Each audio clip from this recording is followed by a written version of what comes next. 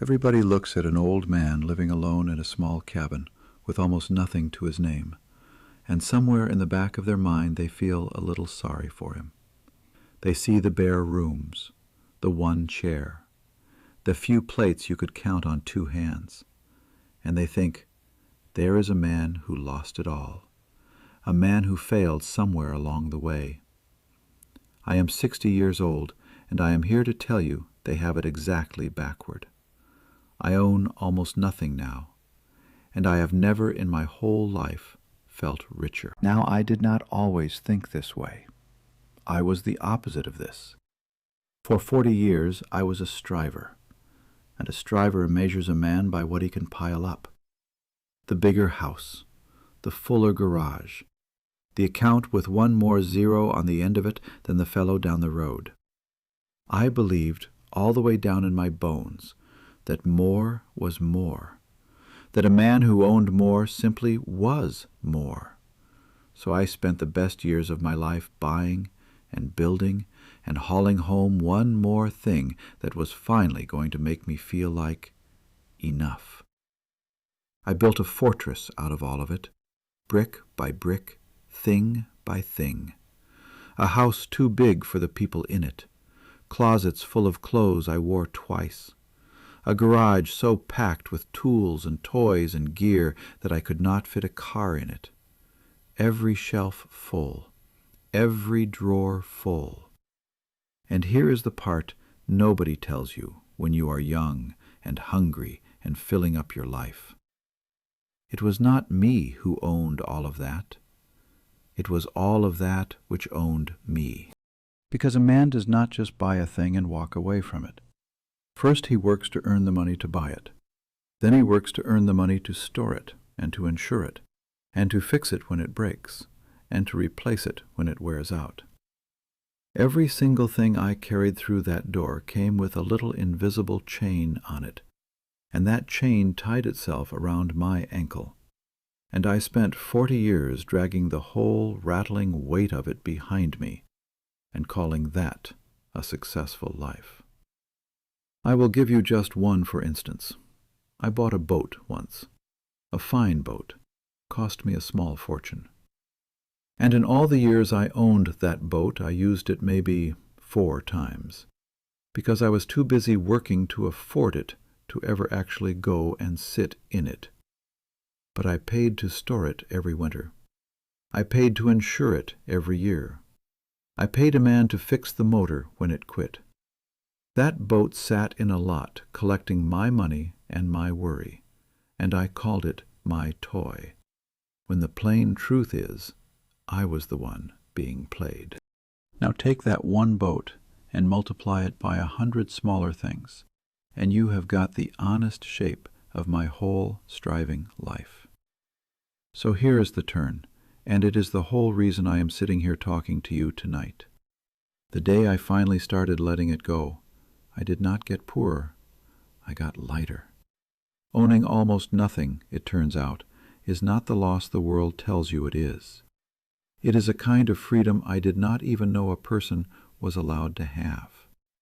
When I sold that big house and moved out here to this little cabin in the woods, I had to get rid of most of what I owned. And I will be honest with you, at first it near killed me. Every box I gave away felt like cutting off a finger. I had spent my whole life believing those things were me, that they were the proof of everything I had done, and here I was, handing them off to strangers for pennies on the dollar. But a strange thing started to happen as the rooms got emptier. My head got quieter. That fortress I built out of all that stuff, I told you it kept things in. What I did not understand for the longest time was everything it kept out.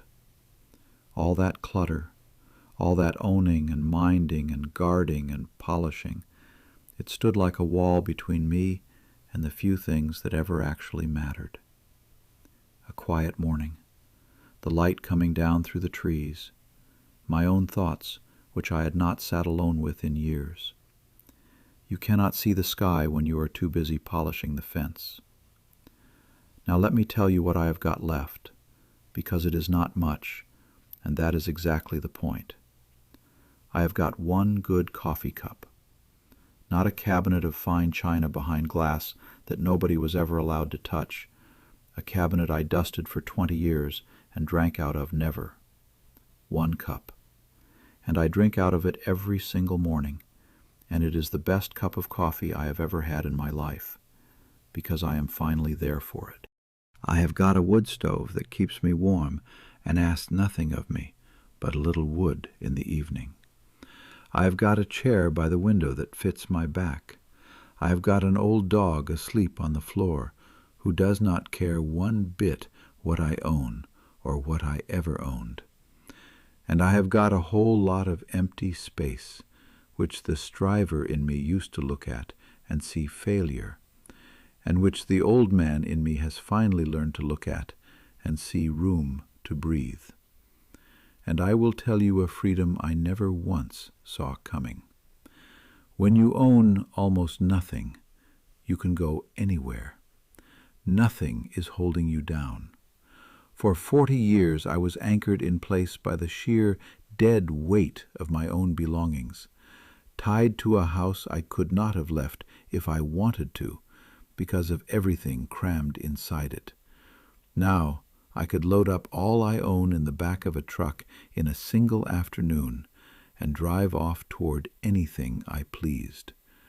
I probably never will. But knowing that I could, knowing no pile of things has got its hand around my ankle anymore, that is a lightness a rich man in a full house almost never gets to feel. Here is something the young ones will not believe until they live it themselves. When you stop performing your wealth for strangers, a great weight comes off you that you did not even know you had been carrying. For 40 years I was buying things to be seen owning them. The watch was to be noticed. The truck was to be envied. Half of everything I ever bought, I bought for the eyes of people whose names I cannot even remember now, to win a race that none of us were ever really running. And the day I quit that race, I did not lose a single thing worth keeping. I just set down a load I had no business picking up in the first place.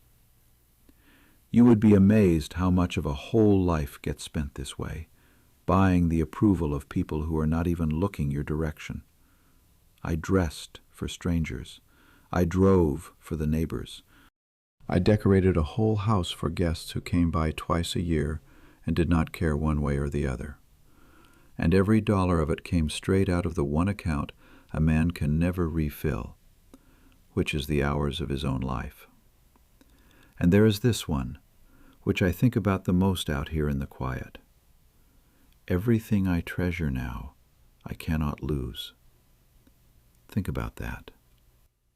A morning cannot be repossessed. The light through the trees cannot be foreclosed on. A good long talk, a slow walk, the smell of coffee, the weight of the dog's head on my knee. Not one bit of it can be broken or stolen or taken back by any bank on earth. For the first time in my whole life, the things I hold most precious are things that no misfortune can ever reach. When you own almost nothing, you finally have almost nothing left to lose. And a man with almost nothing to lose sleeps at night like a child. There is a thing that happens inside a man when the clutter finally clears out around him. His mind starts to match the room. All those years I thought the noise in my head was just the way I was built. Restless, never satisfied, always reaching for the next thing. It was not the way I was built. It was the clutter, echoing. Empty the room, and the head goes quiet right along with it. I did not come out here and find peace, exactly. I made room for it, and it walked in on its own. I will tell you the one that still stings, because I promised you I would talk straight. My daughter never wanted my things. I spent years telling myself I was building all of it up to hand down to her, a legacy, a pile worth inheriting. And what she wanted the whole time was a father who was home in the evenings, not a garage full of proof that he was not. All that stuff I was so proud of, I would trade every last ounce of it, and so would she. For the ordinary, quiet nights I gave away earning it. That is a bill that does not come due until it is nearly too late to pay it. And I have got to be honest about one more thing, so you do not go thinking I have got this all figured out and neatly settled. The old itch has not died all the way. Some days I still catch it plain. I will see something in a shop window, or a fellow will pull up in something shiny and new, and for just a second that old striver wakes up inside me and whispers, "You could have that.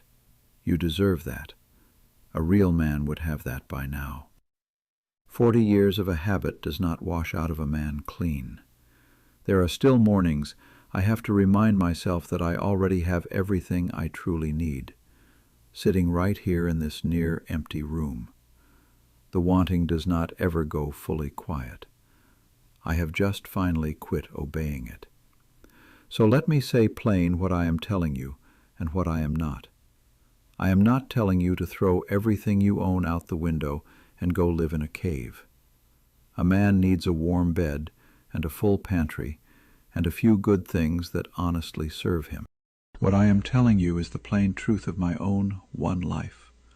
The years I owned the very most were the years I was the most tired, the most trapped, and the most empty. And the richest I have ever felt, the freest, the most awake, is right now, in a small cabin in the woods, owning almost nothing at all. The world is going to tell you your whole life long that the man with the fullest house wins. I built that house. I filled it clear to the rafters, and I am telling you, from the far side of all of it, that the house was the wrong building. What you are really after was never once in any of those boxes. It was in the empty space you were so afraid of. It was in the quiet you kept trying so hard to fill. So the next time you feel that old pull to buy one more thing to finally feel like enough, stop just a second and ask yourself honest, is this thing going to own me, or am I going to own it? And how much of my one short life am I willing to hand over just for the privilege of dusting it? I'm going to leave you with the truth as plain as I know how to put it. You did not come into this world holding anything, and you are not going to carry one single thing out of it. Everything in between is just borrowed for a while, and the lightest, richest way there is to carry it is with an open hand. So pour yourself a cup of coffee tonight, in whatever your own favorite cup happens to be, and look slow around the room, and notice how little of what you see you would actually miss if it were gone. That noticing, right there, is the very beginning of getting free. And if an old man who filled a whole house and then gave it all away is worth another few minutes of your time, I have got more of these talks, and I would be glad to have you along for them. Stay a while, and subscribe if it suits you, and if nothing else, leave a like, so this finds somebody else out there who is still hauling a load far too heavy for them. I will see you in the next one.